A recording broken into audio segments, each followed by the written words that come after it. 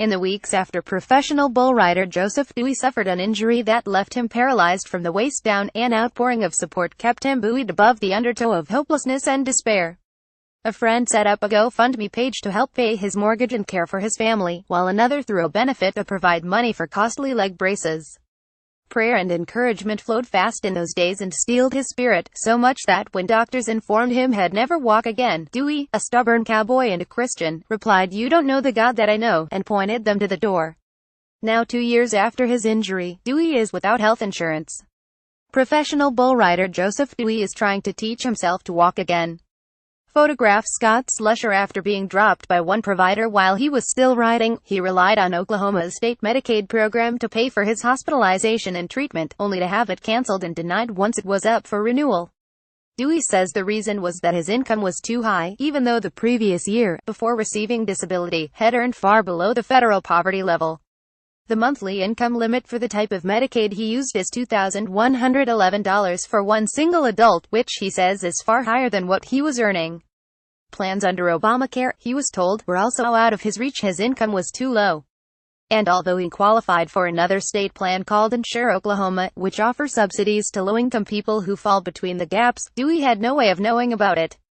Navigating the confusing system from his smartphone, with no internet connection at home, all he managed to find was a private plan for $250 a month, which he couldn't afford.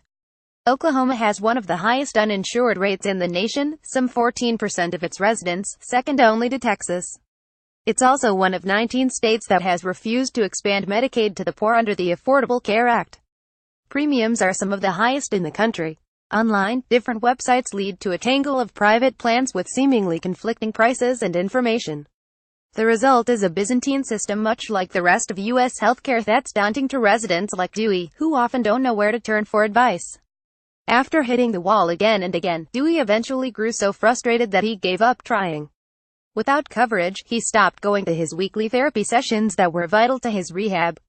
It's been 7 months since his last visit. Ever since his accident, doctors and therapists warned Dewey about his 2-year window of recovery. After a year, only 2% of people with spinal cord injuries like his regain basic motor function. Each year that follows, the window closes even more. And rehab can be crucial to becoming one of that 2%. Joseph would definitely benefit from continued therapy, said Kelly Clifton, the aquatic therapist who once worked with Dewey. But what people do on their own also matters a lot. Motivation is key to the healing process. So Dewey, who's 26, does what roughly 28 million other Americans who don't have health coverage do when faced with long-term illness and injury. He guts it out on his own. Joseph Dewey's hands after strenuous exercise on his wheelchair. Photograph Scott Slusher. Each morning before dawn, Dewey wages a private and fevered battle to walk again using his own DIY devices, a $35 a month gym membership and his carbon fiber wheelchair, which he uses to run through the streets of Blanchard until the point of exhaustion. A friend's Facebook page shows Dewey's blister-gnarled hands.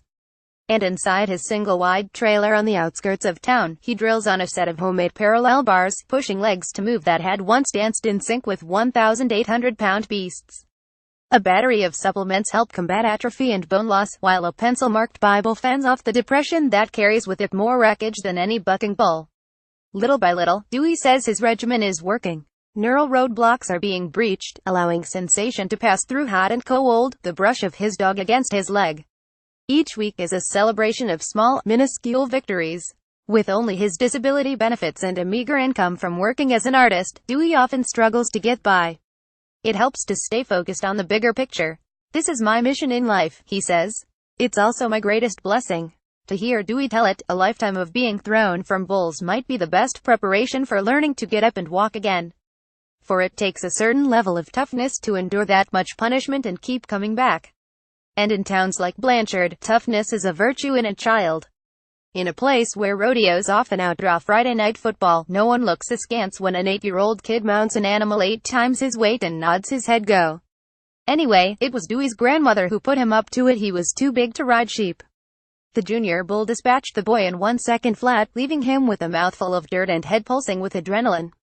By 15, he was a journeyman on the junior rodeo circuit.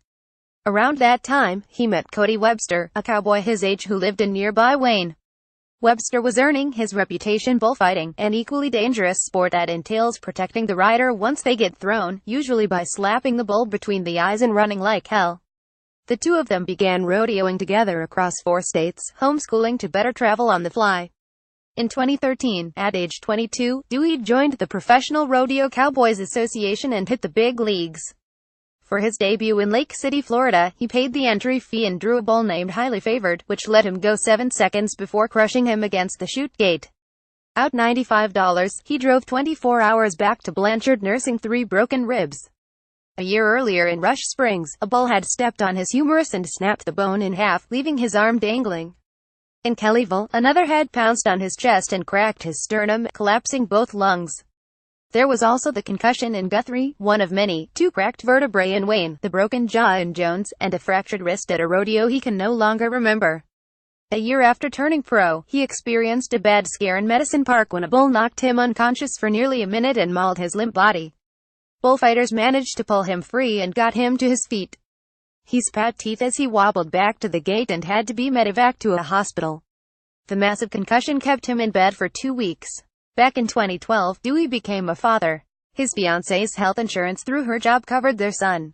And now that Dewey had more responsibility, he got his own plan, which covered many of his injuries with little question. That's because Dewey listed his profession as construction worker when he'd signed up.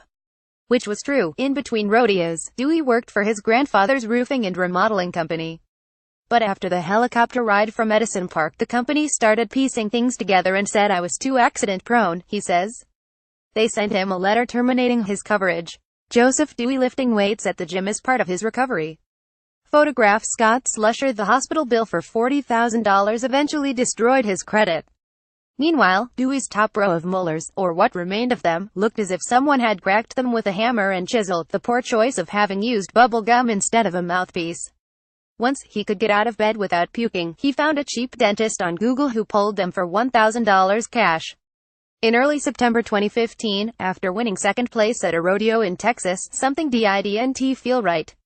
I felt like something was missing, that maybe that part of my life was done, he says. Already fatherhood and his battered body had led him to start considering other careers. His grandfather had recently retired and given Dewey the family construction business. In addition, a hobby of sketching rodeo scenes had grown more serious. People were now commissioning portraits and offering real money. But still, was Dewey ready to quit riding? I remember praying that night, telling God that I didn't think bull riding was what I was supposed to be doing anymore, he says. I prayed for his will to be done. But I also remember saying, God, I don't need to get hurt to let this go. 2 weeks later, Dewey was playing paintball at his friend Cody Webster's ranch near Wayne. He was climbing down from a tall blackjack oak when a branch, 30 feet up, snapped and sent him hurtling toward the ground. He landed square on his back, buckled over the lip of a creek.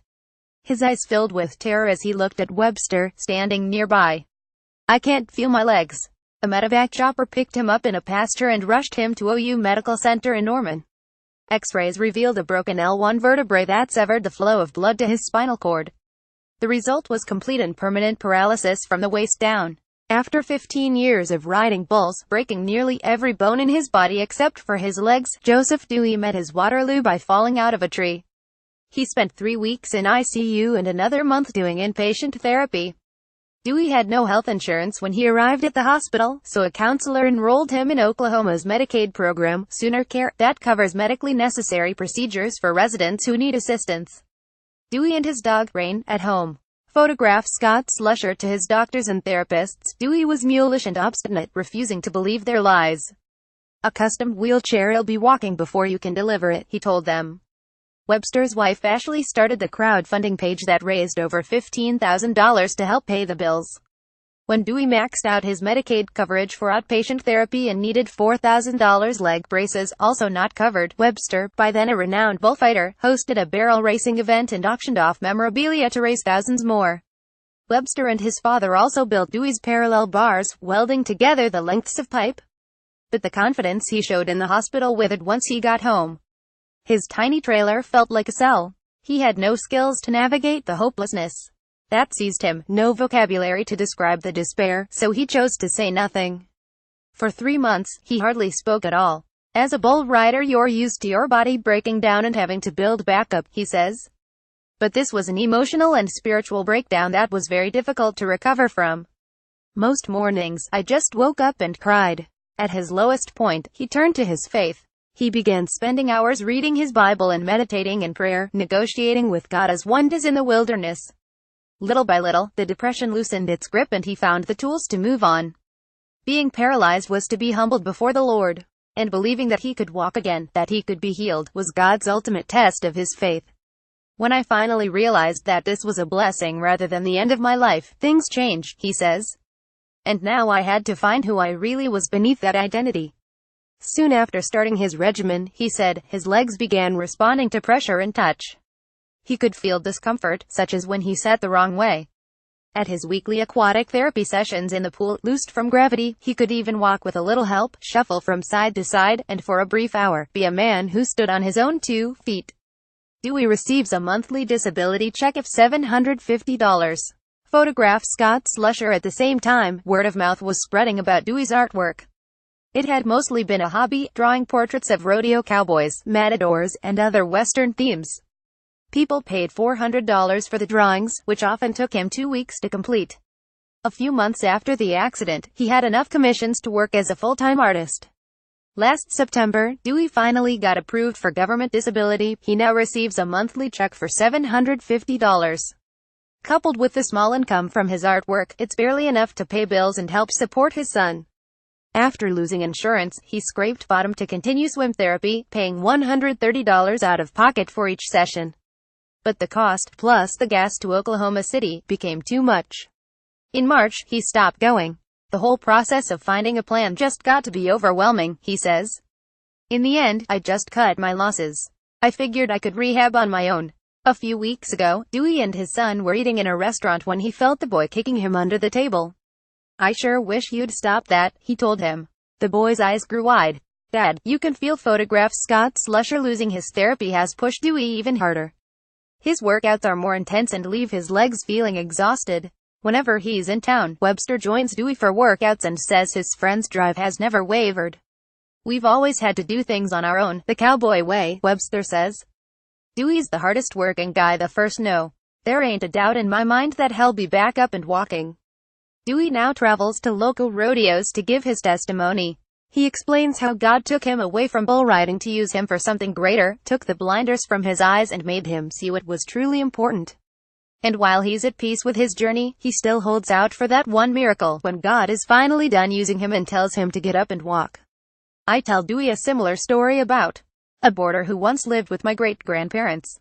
He was a soldier who'd been shot in the back during the war and was paralyzed. Shortly after arriving, my great-grandfather Clem, an old prayer warrior, drove him to their Pentecostal church and began laying on hands, the congregation backing him up with fire. At one point, it happened, the soldier stood up, kicked away his chair, and began to walk. That night he refused to sleep, just paced the floor muttering a stream of hallelujahs. Miracles already come to Dewey in dreams. There's one where I'm in my chair and it just hits me, he says. I can walk, so I stand up and start walking, just like that. In another, he's walking through a cafe and seeing the world again at his full height. His legs are robust and steady. In each dream, there isn't a bull in sight. Brian Mueller's latest book, The Kings of Big Spring, God, Oil, and One Family's Search for the American Dream, comes out in February.